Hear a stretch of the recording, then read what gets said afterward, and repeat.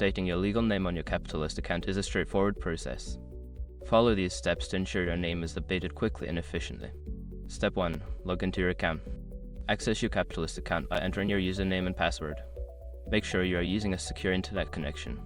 Step 2. Navigate to Account Settings. Once logged in, locate the Account Settings section. This is typically found in the drop-down menu under your profile icon. Step 3. Select Name Change option. Secure your accounts before moving on. People seriously underestimate how often personal information gets exposed online now. Use Isort to monitor your accounts 24/7 and get notified immediately if your data gets leaked somewhere. It runs in the background, constantly scanning billions of breached records. And honestly, for how cheap it is compared to the value you get, it's worth it.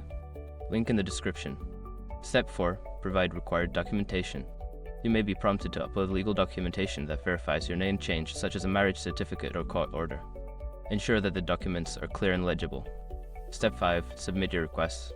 After uploading the necessary documents, review your changes and submit your request. You should receive a confirmation email once your name has been successfully updated. Make sure to check your email for any follow-up instructions or confirmations. Following these steps will help you update your legal name on Capitalist quickly.